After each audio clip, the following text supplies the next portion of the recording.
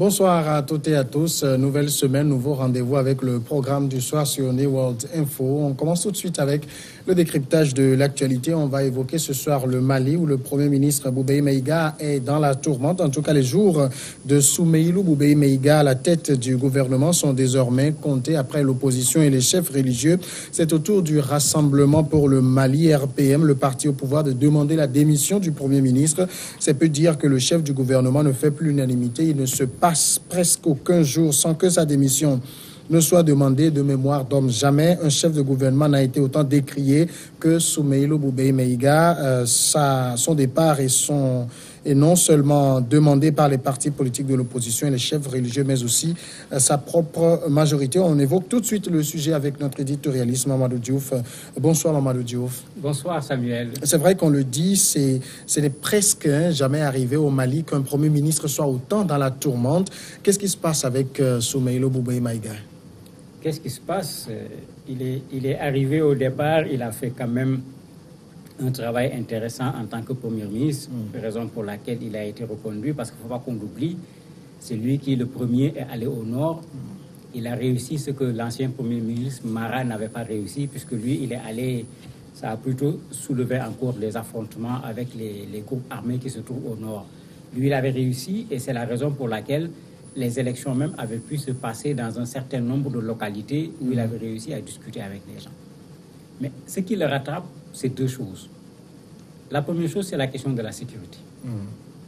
Le président de la République, quand il a été réélu, puisqu'il ne faut pas oublier que l'élection présidentielle date d'à peu près 6 mois, il avait dit lui-même que cette question de la sécurité sera une surpriorité. C'est les mots que lui-même il avait utilisés. Mais si vous regardez depuis quelque temps, pratiquement, il est difficile qu'on passe 2 jours sans qu'il y ait des meurtres pour des raisons communautaires, des attentats, des soldats, des civils. À la limite, cette violence, cette mort devient une sorte de banalité. La deuxième chose, regardez sur le front social. Les enseignants en grève, les médecins en grève, un peu avant les élections, les magistrats en grève. Il n'y a pas un corps social qui n'a pas fait sa grève ou qui n'a pas déposé son préavis de grève. Même les commerçants se plaignent. Ils disent que les commerçants, actuellement, il y en a qui ferment boutique et qui, le soir même, sont obligés d'aller se transformer en vigile pour trouver de quoi nourrir leur famille, tellement il y a des difficultés au niveau du pays. Mais quand on est le Premier ministre, qu'il y ait tous ces problèmes en même temps, plus le fait que, depuis l'ancien gouvernement, on reproche à l'ancien comme à l'actuel, bien avant même Boubèye Maïga, une corruption que les gens disent qu'ils voient devant eux, parce qu'on voit des gens du jour au lendemain être propriétaires de véhicules, de maisons, de choses qui n'ont rien à voir avec ce qu'on leur connaissait comme bien auparavant. Mais ça fait qu'actuellement, il y a un ras-le-bol qui est tel que le 14 mars dernier, par exemple, c'était tellement fort, cette réclamation de démission, que la rumeur même a couru que le Premier ministre a démissionné. Il a fallu que le service de communication du Premier ministre fasse un démenti pour dire que le Premier ministre n'a pas du tout démissionné. Il est bien en poste et il est en train de faire son travail. Donc vraiment, le moment est extrêmement difficile, pas pour le Premier ministre tout seul, mais il faut le dire, le moment est difficile pour le Mali de façon générale. Alors, est-ce que les Maliens, en tout cas ceux qui formulent la demande de démission du Premier ministre, ne se trompent pas de cible? Parce que les difficultés économiques que vous avez évoquées, mais également la question sécuritaire, c'est d'abord du ressort du chef de l'État. Oui, c'est pourquoi les premiers ministres, c'est malheureusement pour ça aussi. C'est une sorte de bouclier, c'est une sorte de fusible. Ça permet d'avoir un rempart qui fait qu'on s'en prend à celui qui est sur le terrain. Comme d'habitude, on va dire non, le président, il n'a pas de problème, mais c'est le Premier ministre qui n'a pas fait ce que le président a dit. Ce sont ses collaborateurs qui sont comme ci, ce sont ses collaborateurs qui sont comme ça. Mais il est clair que dans la situation actuelle du Mali, la responsabilité du président de la République est indiscutable. Mais c'est comme si les gens vont pas à pas. Au départ, les gens se contentaient de se plaindre parce que le Premier ministre avait promis qu'il y aurait une très grande conférence sociale où on va revoir les questions des salaires, puisque c'est la revendication principale au niveau des syndicats en particulier, cette question du niveau de vie.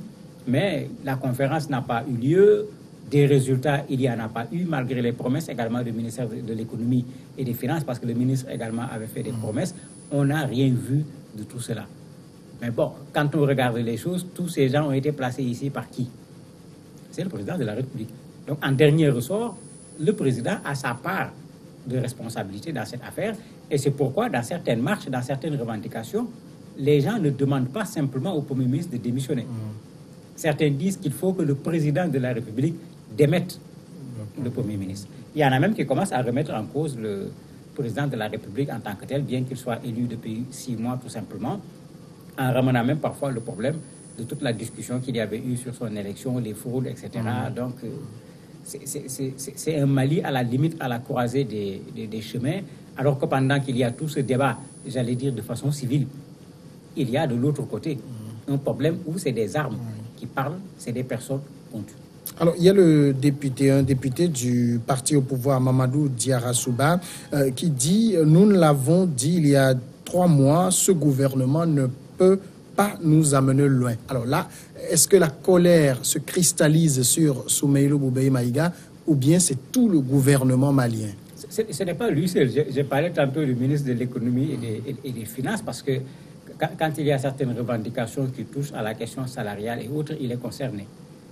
Et ça concerne tout le gouvernement, y compris le président de la République.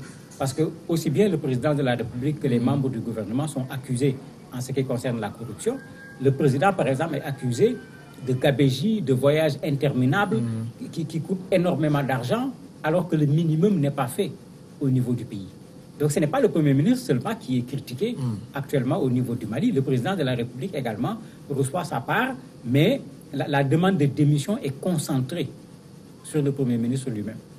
Et même les membres du parti au pouvoir s'en prennent aujourd'hui de plus en plus au Premier ministre en disant que bon, l'équipe qui a été formée ne convient pas pour la situation actuelle, mais il ne faut jamais oublier que quand les politiques parlent, généralement, quand on veut faire partir quelqu'un, c'est que soi-même on veut s'installer, ou bien il y a quelqu'un d'autre à qui on passe pour l'installer.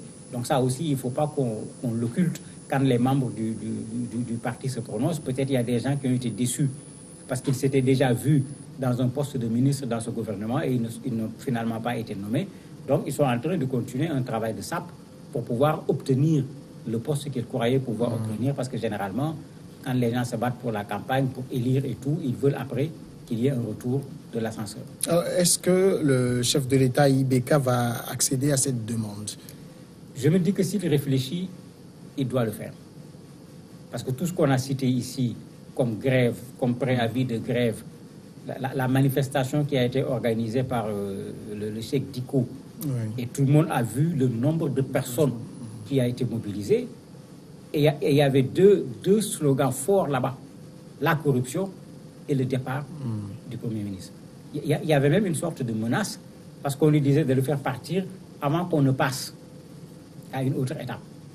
Je me dis que si le président de la République s'assoit, la tête froide, il analyse l'ensemble de ces problèmes, il faut au moins un déclic pour apaiser cette situation. Parce qu'il ne faut pas qu'on oublie que le Mali est dans une situation sécuritaire extrêmement critique. Le président n'a pas intérêt à ouvrir un autre front où je ne vois pas avec quelle arme il va aller se battre là-bas, alors qu'avec tout ce qu'ils ont comme armes, plus les armes de G5, plus les armes de la France, plus l'amunissement, on ne parvient pas à régler ce problème de la violence qui était d'abord concentré au nord, qui est venu aujourd'hui au centre, qui est à Bamako, qui est un peu partout. Est-ce qu'il peut prendre tout cela en compte? Je me dis qu'il faut au moins apaiser le front social en faisant partir le Premier ministre et certainement en essayant de proposer un certain nombre de mesures pour apaiser cela, pour que les Maliens, tous ensemble, se réorientent vers cette question sécuritaire, parce que tant qu'on ne réglera pas cette question sécuritaire également, quel que soit le Premier ministre, quels que soient les plans de développement qu'on va mettre en place, je ne vois pas dans quel développement le Mali va aller tant qu'il n'y a pas la paix sociale. Mais accéder à cette demande, est-ce que ça ne va pas montrer, 6 mois après la présidentielle et sa victoire, que IBK est un président faible? Mais pendant la campagne, tout le monde avait vu que c'était un président faible. Parce que ça aussi, il ne faut pas qu'on se trompe. On lui avait reproché son âge, on lui avait reproché son favoritisme par rapport à son enfant, on lui avait reproché la corruption. Ce que les gens oublient souvent, c'est que Mahmoud Diko, qui qui aujourd'hui demande le départ du Premier ministre, qui aujourd'hui dénonce la corruption au niveau de la présidence et des proches du président de la République. Aux premières élections où Ibeka a été élu comme président du Mali, Mahmoud Dicko avait appelé à voter pour Ibeka. Et c'est pourquoi il répond toujours à ceux qui lui disent « Bon, tu es un religieux, tu es un imam, tu ne dois pas faire la politique ». Il leur répond en leur disant « Quand j'ai demandé aux populations de voter pour vous, est-ce que ce n'était pas de la politique ?» On l'avait fait parce qu'on avait espoir qu'avec vous, qu'on aille vers des solutions. Et on se rend compte que vous êtes en train de faire comme les autres, mais c'est pourquoi, autant on avait pris nos responsabilités pour vous mettre au pouvoir, autant nous prenons nos responsabilités pour dire que vous n'êtes pas les hommes qu'il faut. Donc ça également, les gens oublient souvent en disant, comme s'il s'est levé tout de suite pour être contre le président de la République. Il a fait partie de ceux qui ont favorisé son élection lors de la première fois où il est devenu président de la République. Alors, on comprend que ce soit l'opposition qui formule cette demande, que les leaders religieux également la formulent, mais venant du propre camp présidentiel, c'est difficile à comprendre. Ah non, c'est que quand ils sont tous assis sur la même branche. La politique, c'est malheureusement ça. Quand les gens se rendent compte que si on maintient Soumaïla Boubaye Maïga, le risque, ce n'est pas que lui, il parte, mais c'est que nous tous, on parte. Ben, en général, on va demander à M. Maïga de comprendre que, bon, malgré qu'on l'aime fortement, on ne peut pas tous chavirer à cause de lui. Il faut qu'il accepte qu'on le prenne et qu'on jette à l'eau pour que les autres puissent rester dans le navire. Et en fait, pour moi, c'est ça l'analyse qu'il faut. Vu le mécontentement des populations par rapport au Premier ministre, si les gens ne prennent pas les mesures que les populations attendent, le mécontentement ne va pas s'arrêter au Premier ministre, ça va toucher à l'ensemble du gouvernement, au président de la République, aux partis également auxquels ils appartiennent.